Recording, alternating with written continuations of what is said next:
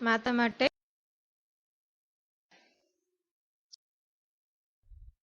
application of matrices and determination.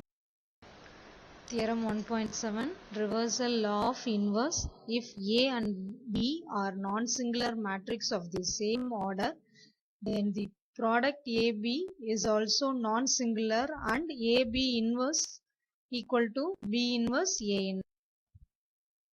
Proof. Assume that A and B are non-singular matrix of same order n.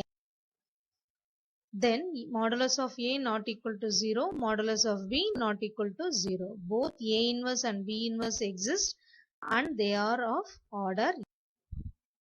The product AB and B inverse A inverse can be found and they are also of order n. Using the product rule of determinations, we get AB modulus equal to A modulus, B modulus not equal to 0.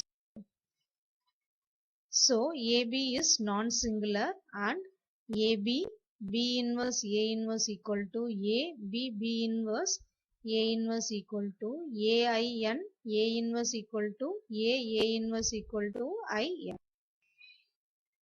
B inverse A inverse AB equal to B inverse A inverse AB equal to B inverse I B equal to B inverse B equal to I. Hence AB inverse equal to B inverse A inverse. Theorem 1.8, law of double inverse. If A is non-singular, then A inverse is also non-singular and A inverse of inverse equal to A. Assume that A is non-singular, then modulus A not equal to 0 and A inverse exists. Now A inverse modulus equal to 1 by A modulus not equal to 0. A inverse is also non-singular and A inverse equal to A inverse A equal to I. Now A inverse equal to I, A inverse of inverse equal to I, A inverse of A inverse equal to I. This is first equation. Post multiply by A on both sides of the equation 1, we get A inverse of inverse equal to A. Theorem 1.9, if A is non-singular square matrix of order n, then if A is an non-singular matrix of order 3, then A modulus not equal to 0. We get adjoint of A modulus equal to A modulus square. And so adjoint of A modulus is positive, then we get A modulus equal to plus or minus root of adjoint of A modulus. So we get A inverse equal to plus or minus 1 by root of adjoint of A modulus adjoint of A. We get A equal to 1 by A modulus adjoint of adjoint of adjoint A. Hence if A is non-singular matrix of order 3, then we get A equal to plus or minus 1 by root modulus adjoint of A adjoint of A. Example 1.4, if A is non-singular matrix of odd order, prove that modulus of adjoint A is positive.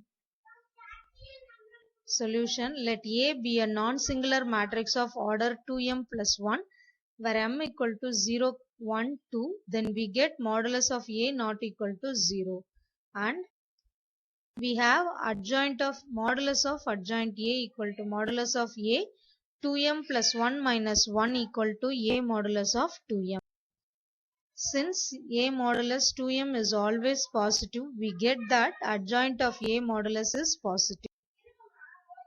Example 1.5, find the matrix A if adjoint of A. First you find out the modulus of adjoint A, 77 minus 35, then you leave row 2, then you get 71, then 7, 5, 120. The answer is 1764 greater than 0. So we get A equal to 1 plus 1 by root of modulus of adjoint A, adjoint of adjoint A equal to plus or minus 1 by root of 1764. You take it and write the first row, first column, leave, you get first row, second column, you get this. First row, third column, you get this. Second row, first column, you get this. Second row, second column, you get this. Second row, third column, you get this. First row, third row, first column, you get this. Third row, second column, you get this. Third row, third column, you get this. Use root equal to plus or minus 1 by root 176 is 1764 is 42. Then you simplify this and take it, and after that you transfer in divided by 42 in all the numbers, you get this. 1.6 example, if adjoint of A, find the A inverse. First find out the modulus of adjoint A, 9.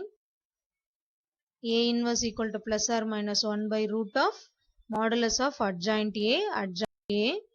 Then you take it and write the adjoint A and root 9 divided by the root 9, answer is 3. So that plus or minus 1 by 3, you take it and write the adjoint of A. Next example, if A is symmetric, prove that adjoint A is also symmetric. Solution, suppose A is symmetric, then A transformation equal to A.